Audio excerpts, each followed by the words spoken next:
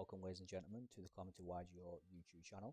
Before we do get started today, if you do like what you see and you do want to see more of any deck profiles, any stream highlights, or anything that we do upload, simply subscribe to the channel, give this video a like, and comment any feedback below. Now, what we want to do today is showcase the Machina Orcust deck profile that we will be using live on stream over at Twitch. If you do look down in the bottom right of your screen, you will see that we do have our socials there, so give those a follow and come along and join the revolution. Now, what you can see first off is that we aren't playing the Halqifibrax engine. I will explain the reasons for that, but without further any ado, let's begin. So for this deck profile, we are playing 3 Gearsu the Orcust Meg Knight. Now, previously, before Eternity Code, we were relying on the Armageddon and Dark Grepher engine along with reinforcement of the army. It was over-reliant, certainly in regards to Dark Grepher, of having a level 5 or higher Dark Monster in your hand. Therefore, if you didn't have that, it could become a brick depending on what the other resources that were available to you.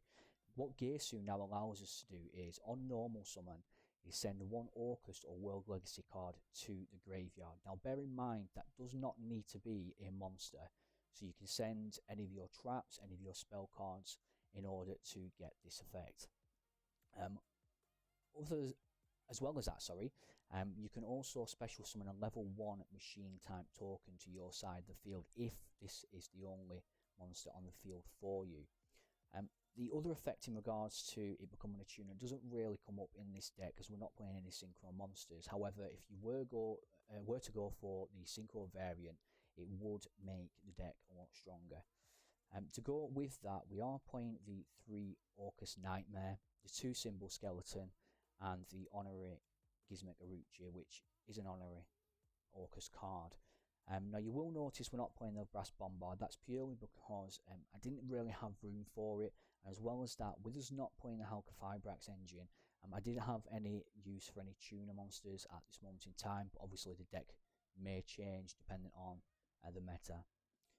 To go with our 8+1 Orcust monsters, we are playing the Orchestrated Babel, 2 Orchestrated Return, and Orchestrated Crescendo. Now, Crescendo and Babel, you don't need more than 1, as they are searchable through Galatea.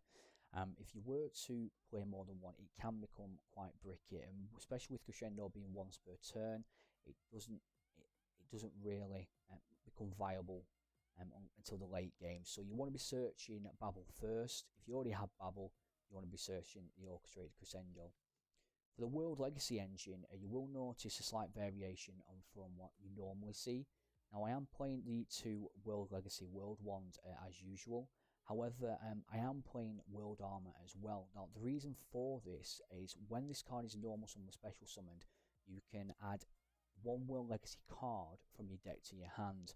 Now, that could be useful for searching anything that you may need to advance the game state, as well as any interruptions on your opponent's turn.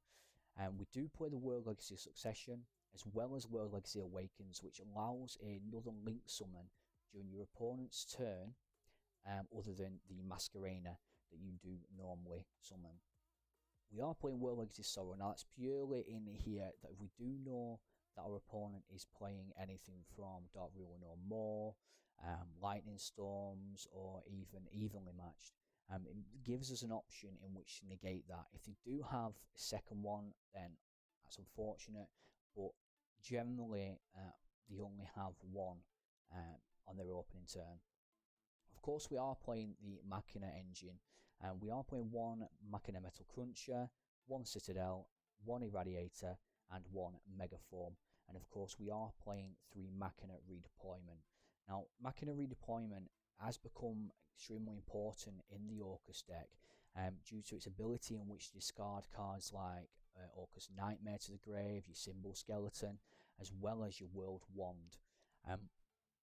What it does allow as well is it allows you to add 2 Machina monsters with different names.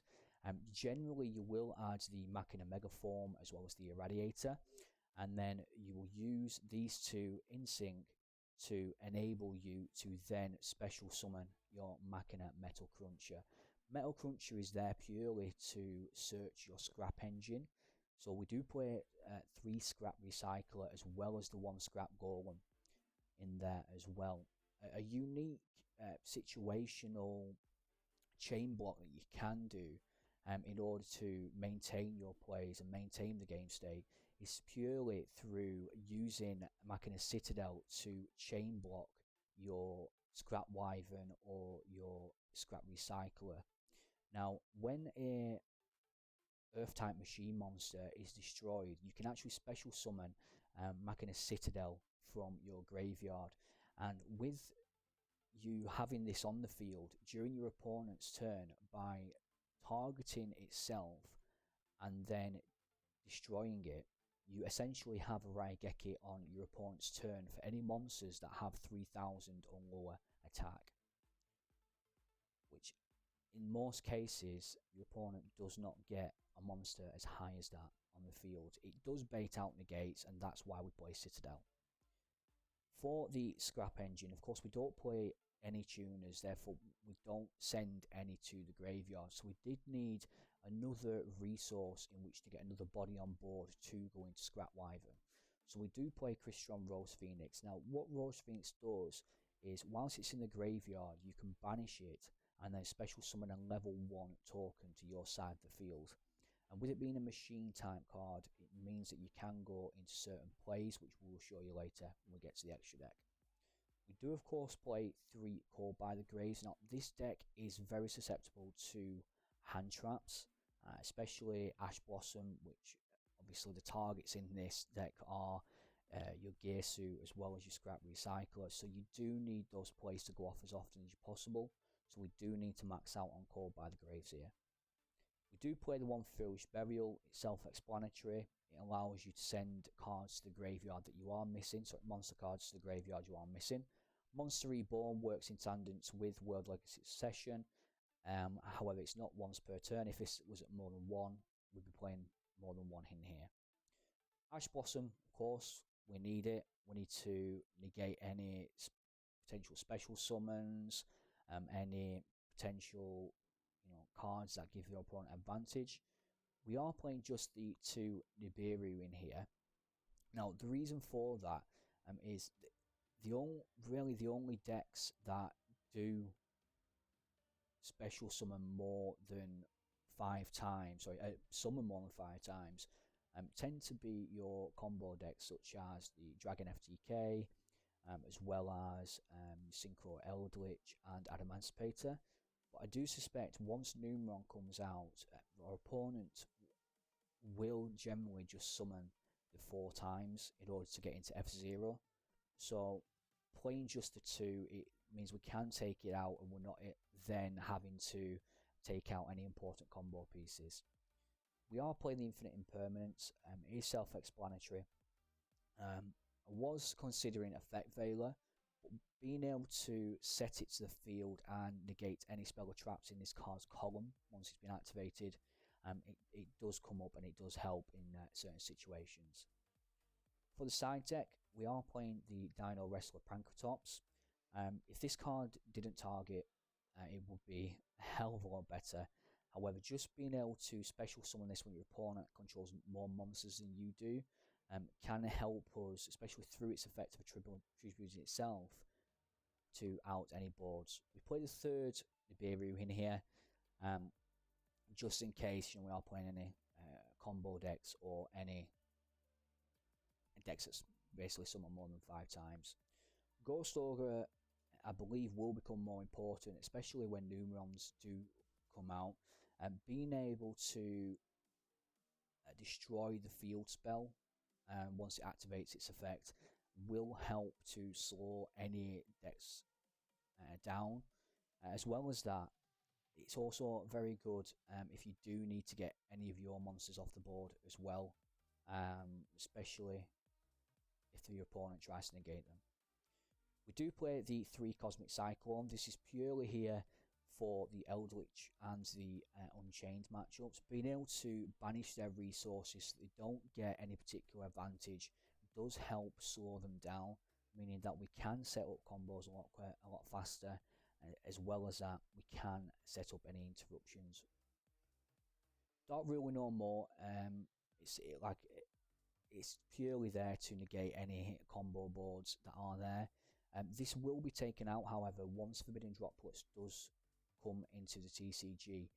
The reason for that is that Droplets is a quick play, so it doesn't mean that we have to wait until our turn in order to use it to negate our opponent's board. If we are going first, we can set Droplets so that we can negate their board and negate any effects that they do place. Evenly match, again, this is purely for similar reasons really to Dark Rule No More. It's for the combo decks and for any trap decks such as Guru, such as Altergeist, anything really that can set up a board of interruptions, and then that way we can play our game as well. Red Reboot is here simply for similar reasons to World Legacy Sorrow, whereby we can use it to negate our opponent from using their evenly matched. Moving on to the extra deck, we are playing the 2 Dingirsu, we're playing the 3 Galatea and the 1 Longirsu. Now, I know a lot of people are using Galatea at 2, and the simple reason for me using it at 3 is because I wanted the option in which to go into Galatea during the grind game, and there were situations whereby I needed the 3rd. This would have been the Halqifibrax, however, because this deck can be very good at grinding, having the 3rd Galatea as an option can certainly help you to continue to play during the late game. Longirsu, of course, is a Masquerena option, being able to return 2 of your machine type monsters from the Banished Dome back into the deck so that you can essentially shuffle 1 monster into the deck, providing that it is to the graveyard, my apologies. By sending 1 monster to the graveyard can help in situations. We of course do play the 1 Masquerena, and for the Masquerena we do play a Nightmare Unicorn, Topologic Zerboros, and as well as that Trisbania. And very similar in regards to how we play it, you do use the Gizmokaruchi just to continually loop the Zerboros, and now due to the errata of Zerboros, being able to special summon this in each standby phase means that you can constantly control the board, and if your opponent does set up a board whereby they have no negates, bringing back your Gizmokaruchi to a zone where Zerboros points to can mean that you are constantly looping this card. Of course, we need the Scrap Wyvern for the Scrap Engine. We do have the Lib the World Keyblade Master. Now, Lib has become extremely important in Orcust. Being able to search cards such as World Legacy Succession, Awakens, just to gain advantage over your opponent, can mean that we can set up boards whereby we have more interruptions, and being able to then use this as a material for Masquerena to go into the likes of Nightmare Unicorn can essentially mean that you do get 2 interruptions that shuffle cards back into your opponent's deck. We are playing the one link Kurubu. This is essentially for the token that you special summon off Girsu. Because it is level 1, you can special summon Link Kurubu, and because you need monsters on your side of the field to special summon your Galatea that have effects, being able to simply use the token to go into Link Kurubu, then to go into Galatea if you don't have the best of hands, can certainly help you set up some kind of board with interruptions.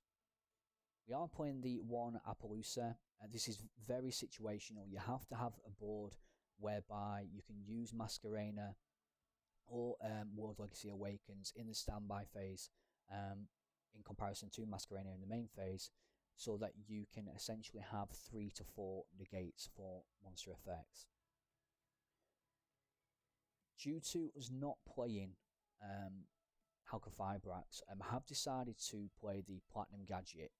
Now, what this does allow you to do, especially if you have Gearsu, the Orcust Mech Knight in your hand, and Scrap Recycler, is summon the Gearsu, use Gearsu's effect, special summon the token to your side of the field as well as your opponent's. You can then use your token and the Gearsu to special summon Platinum Gadget. Platinum Gadget then allows you to special summon your Scrap Recycler, and then you can use Recycler again and again, depending on how you want to play it. One effect that Platinum Gadget does have is when this card is destroyed by battle or card effect, you can special summon one gadget monster, so level 4 gadget monster, from your deck to your side of the field. And I was considering playing either a silver or a gold gadget, just so that I can get advantage out of this effect if we do either pop it with our Scrap Wyvern or it is destroyed by our opponent's card effect or by battle. Because we need particular cards, we need particular engines to function, I didn't want it so that the only card I had in my hand was the gold or silver gadget. So decided not to play that. It will be something I will be looking into in the future, however, but for the time being, just having the Platinum Gadget certainly helps this deck to continue to combo off. So that ends the Machina Orcust deck profile for you today. Like I mentioned before, if you do like what you've seen, if you do have any feedback in regards to the video, and as well as that, if you do want to subscribe in order to see any more uploads that we do provide, you're more than welcome to do so. We do stream live on Twitch as much as possible. We do also have a Twitter and a Discord, so if you do want to follow those, I will be providing you with updates in regards to any potential uploads, asking you guys any deck profiles that you may wish. If you want us to build a deck and play it live on stream, you're more than welcome to provide that suggestion as well. But for now, that's it from me. Enjoy the rest of your day, guys. Thank you very much for tuning in.